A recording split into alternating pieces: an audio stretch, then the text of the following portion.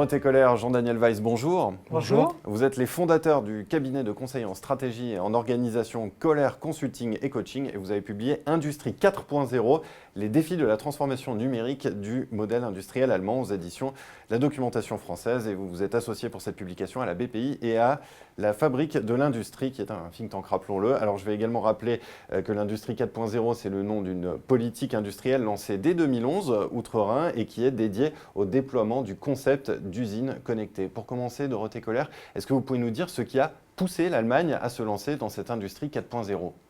Bien, deux choses ont poussé l'Allemagne à se lancer dans cette Industrie 4.0, cette quatrième révolution industrielle.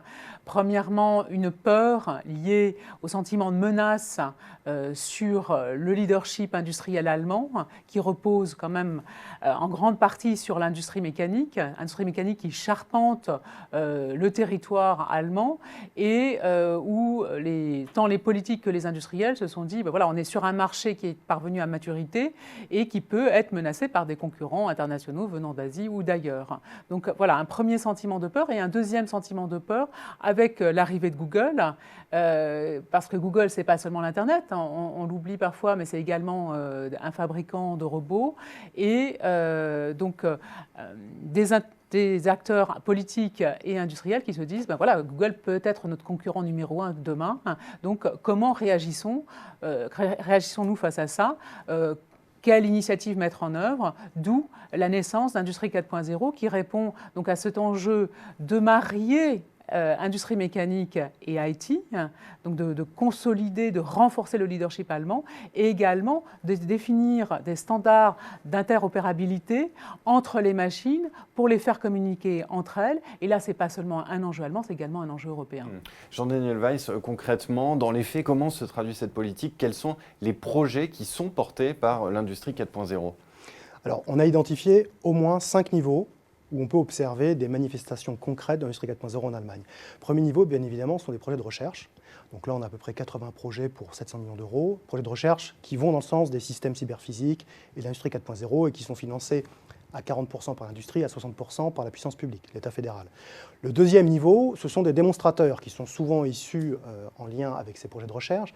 Et ces démonstrateurs, que ce soit celui de Kaiserslautern ou que ce soit celui, par exemple, du cluster ITS-OVL, ils sont là pour montrer la capacité qu'ont les acteurs à travailler ensemble. Donc on a des éléments modulaires qui sont fabriqués par ces équipementiers et qu'on fait travailler ensemble, qu'on fait communiquer ensemble.